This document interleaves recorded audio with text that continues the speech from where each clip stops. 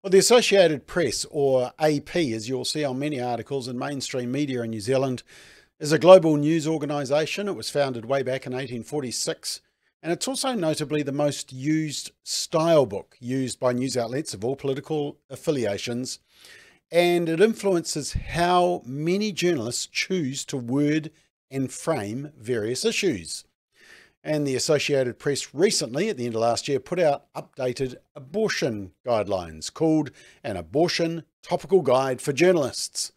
Guidance which pro-lifers say demonstrates even further the extent of the media's bias in favour of abortion.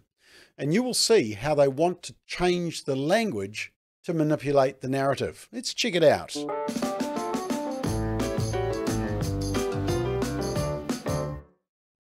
So right from the start, you can see the manipulation of the language to suit the narrative. The organisation advises journalists against using the term abortionist because it supposedly connotes a person who performs clandestine abortions. Really? Well, the term's actually been in use since 1884 and according to Merriam-Webster is defined as one who induces abortions. What else are we supposed to call them? Once again, are we trying to lessen or make better the image of an abortion and lessen just how grotesque that role is? The style book then goes on to state that the term late-term abortion should not be used to define an abortion carried out late in a pregnancy.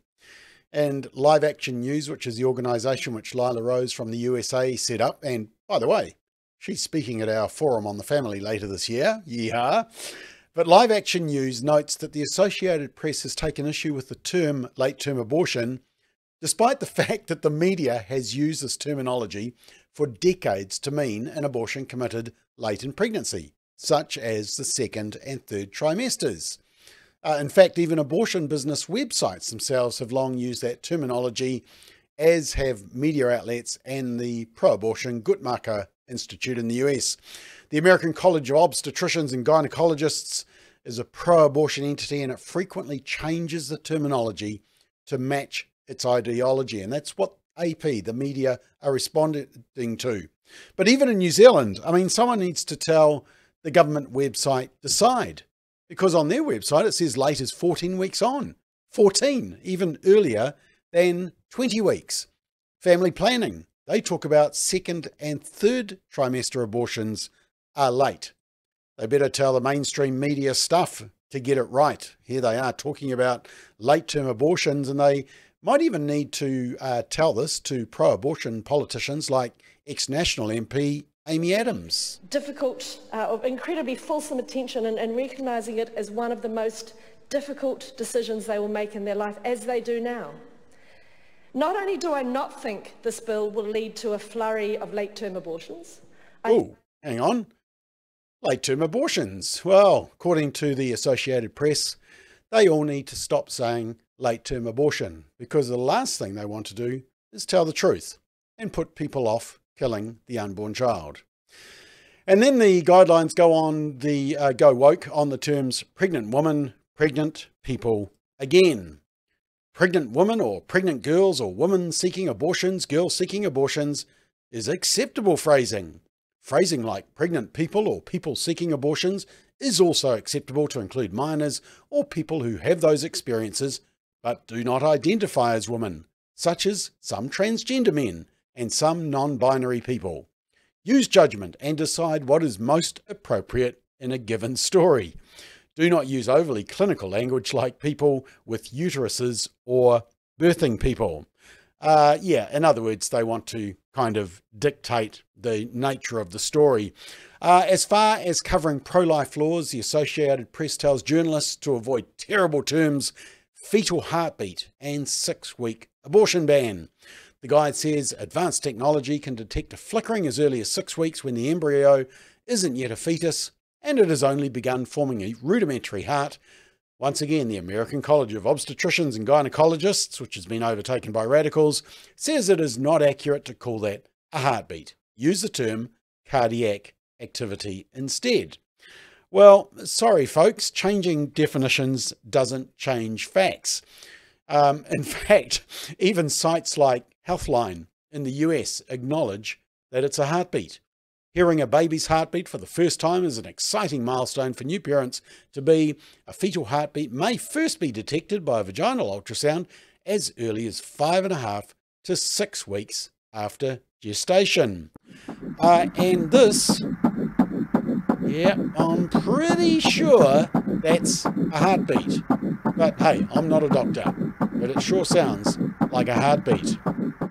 Then it goes on to fetal pain. Some laws restrict abortion at a certain point in pregnancy based on claims about when a fetus can feel pain. Some have other provisions addressing the question of fetal pain. A human fetus does not have the capacity to experience pain until after at least 24 weeks, according to, guess who? The American College of Obstetricians and Gynecologists. However, there is a large scientific consensus that the heart begins to beat about 16 to 21 days after fertilization. And according to doctors and scientists without a pro-abortion agenda, the heart actually has a nice flow of blood at 23 days.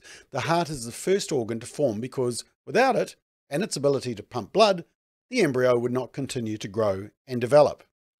And check out this testimony. In her testimony before Congress in May of 2012, Dr. Colleen Malloy, MD, a board-certified neonatologist and an assistant professor at Northwestern University Feinberg School of Medicine, described the following developmental milestones of an unborn child, indicating very early perception of pain. You can see there, 8 weeks gestation, facial sensory receptors, 14 weeks, sensory fibers is 13 to 16 weeks, 17 to 20, and no later than 20 weeks gestation, pain receptors are present and linked. And she says from her professional experience, Dr. Malloy explains that new technologies such as the 4D ultrasound show vivid images of babies kicking and moving in utero. That being said, she attests that a baby at just 8 weeks gestation can be seen moving in response to stimuli. By 20 weeks gestation, the baby will respond to sound and move, wince and recoil from sharp objects and incisions. For instance, when sampling blood from the liver, the baby in utero will move away from the needle. In other words, they're denying the existence of the embryonic heart simply because it inconveniences the pro-abortion agenda. And the last thing they want is for the unborn child to have a heart. Oh, and of course, Associated Press says that Planned Parenthood, the major abortion provider in the US, which New Zealand's Family Planning Association is affiliated to, is good. But under the heading, anti-abortion counselling centres, crisis pregnancy centres that oppose abortions, anti-abortion centres, it says, these terms can be used for centres set up to divert or discourage women from having abortions by using counselling. Ooh, don't want counselling. Material support. No, don't want that. Or housing in an effort to persuade women to bring their pregnancies to term.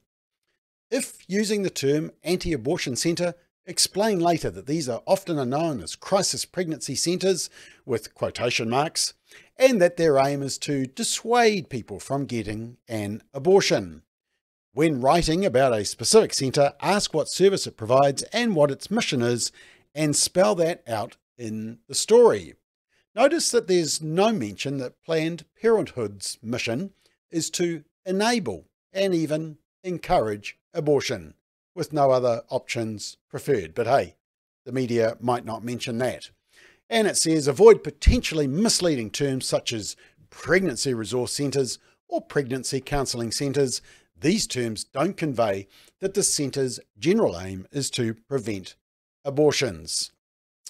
Now, Live Action News correctly concludes that the Associated Press is shifting its language to align with pro-abortion activists in the American College of Obstetricians and Gynecologists, and probably from radical NARAL, Pro-Choice America and other pro-choice groups, pro-abortion groups, pro-death groups, which released a report in 2020 claiming that the media coverage of abortion is not favourable enough to the agenda of pro-abortion activists.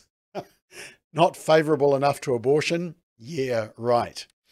Students for Life of America said, quote, the Associated Press is gaslighting as policy and joining the pretense that changing definitions changes facts, and is putting pro-abortion politics over facts to weaponise discourse, end quote. It really does seem ironic that the Associated Press and other mainstream outlets are so quick to scream disinformation and misinformation when they disagree with something.